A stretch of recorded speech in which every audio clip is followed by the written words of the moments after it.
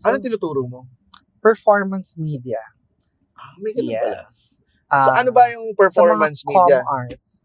It's about knowing kasi dati, RTVP lang, radio and TV productions. Okay. And radio and TV performances. Ngayon, since nag-evolve, kailangan na rin aralin yung digital media. Pero, digital media as a tool for your business, for your brand. So, inaaral not only yung mga basics na analytics, yung monetization, hindi lang yon. Paano, pag let's say, kukunin ka ni VinFast James to promote, one is the quality. Yung quality, sobrang basic na yan eh. Bare minimum yan. Dapat yung ipaproduce mong video of quality. Pero, pag in-upload mo na siya, paano siya translate into sales, into brand awareness? Yun ang inaaral namin. Ang galing kasi isa si Chris Aquino sa kapag pinromote niya, alam mong dekalibre yung produkto. Tapos ikaw ang nagtuturo nun. Ganun ba yun? As Chrissy Aquino. Pero parang ano lang, na-amaze lang ako. Pero kasama ba sa tinuturo mo yung sa performance media? Tama? Performance media. Yung ethics. Meron. Na-tackle din namin yung ethics. Kasi, yung isang content, kahit gaano siya ka-entertaining, ka-informative, pero di siya papasa sa ethics. Kasi ethics is, unseen na moral Morals, mo. Moral mo dapat ang umiiral doon. So, kung alam mo sa utak mo kung tama or mali, ramdam mo na agad na, bakit mo naisip na, hindi kaya ako mababash dito? That alone, ibig sabihin, alam mong kabash-bash siya kasi naisip mo siya eh. Oo. Moral mo yung gumana eh. So, Pero minsan, dahil sa word na monetization, virality, wala na. trending. Pag pera-pera, wala na. Yan ang dyan na nagkakamali yung mga tao. Hindi ko alam kung nakwento ko na to, pero si Kong, may tinatawag kaming viewing because hindi siya tiwala sa mata niya. Hindi siya tiwala sa iisang mata. If meron akong bias ka kasi eh. Kunyari ako mag-i-edit netong episode na to at let's say ang raw natin ay 1 hour, baka 55 minutes ang mabigay ko sa inyo. Kasi ako yan eh. Feeling ko lahat ng sinasabi ko maganda eh. Ngayon, pag may iba pang mga unbiased na mga mata, feeling mo nakakatawa pero parang ikaw, Chino, yung sinabi mo kanina parang medyo off yun. Ganun ba? So that's one insight. Paano kung nag-viewing pa kayo na 10 tao? 'Di ba? At let's say umagri lahat na nakakatawa to, perfect. Pero kapag may mangilan-ngilan na dragging na to, medyo wala nangyayari dito, tanggalin na natin. Ito yung sinasabi ko sa mga estudyante ko. Kung kayo nga hindi kayo natawa, why do you expect people na matawa? Kung kayo nga naboboard, pag in-upload mo yan, scroll lang yan. Diba? Importante ba na ang viewing ay i-view nyo ng mga eksperyensadong mga tao? Hindi kailangan.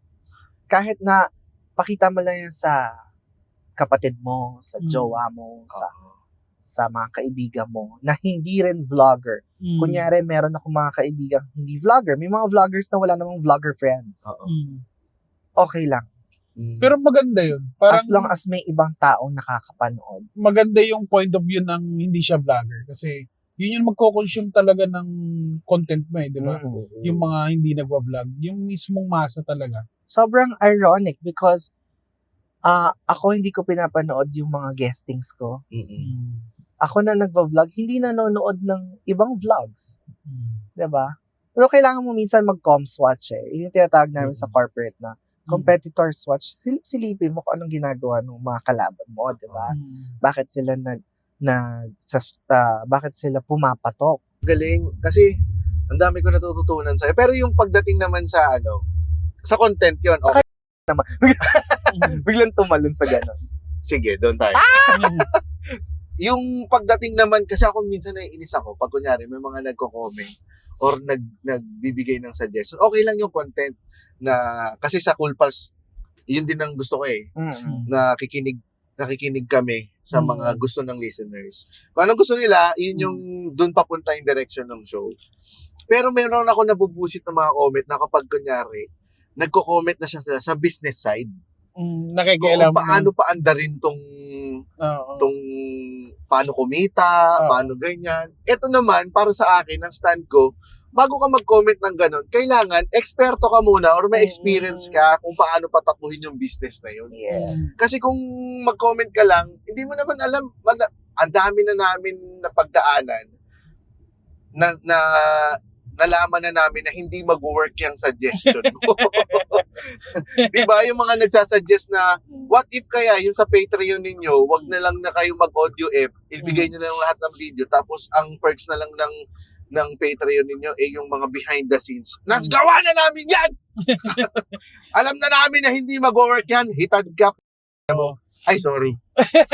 Ang sinusundan na rule doon para siyang sa paggawa ng mga jokes sa, 'di ba, sa isang open mic na kapag hindi gumagana, isinasantabi muna. Tapos kung ano yung gumagana, yun lang yung muna. Parang ganoon yung ginagawa. May may parallelism yung stand-up tsaka yung vlogging. Katulad nung ginawa ni Kong na gusto niya may ibang mata. Kasi sa stand-up din, kailangan mong i-open mic mo muna yung bagong jokes para alam mo kung nakakatawa. Kailangan i-testing mo ayoko i-testing yung mga joke ko sa mga kapwa ko komedyante or mga kakilala ko. Kasi kilala nila ako Alam na nila yung Critic humor na ko agad di ba? Oo. Tsaka alam na nila yung humor ko. So may context na sila kung paano yung humor mo. So mabilis na silang mapatawa. Unlike kung kunyari, hindi mo sila talaga kilala, tas diverse pa yung crowd, may matanda, may bata. Doon mo malalaman kung talagang universal yung joke mo at kung mag-a-appeal talaga sa lahat ng tao. Oo. So, yun yung tingin Yan ang ko hindi ko kayang pasukin. ang stand-up. Ang stand-up. Isa sa mga unang nag-encourage sa akin, si Ate Lassie. Oh, So, bata pa lang ako noon. Sabi ko, hindi ko talaga kaya. Because inaral ko yung stand-up, structured siya Yung bato, mukhang hindi, pero kailangan structured. Yung pagkaka-deliver mo. Meron kang piyesa. Hindi mo lang alam yung piyesa ko, pero may piyesa ako. At kailangan, kung meron kang kaduo, kailangan alam din niya saan papasok kasi siya magagasolina. Kaya isa sa mga okay na stand-up na napapanood ko, yung kay La Tekla at saka kay Donita. Kasi parang isa tanga-tanga, yung isa matali-talino, pero alam nila yung pasok. Kumbaga, orchestrated. And hindi yan ang hindi ko kaya. Talagang parang, kasi, ang pinapanood mo, yung finished product na. ay hindi ko kayang, kahit i-try. Parang,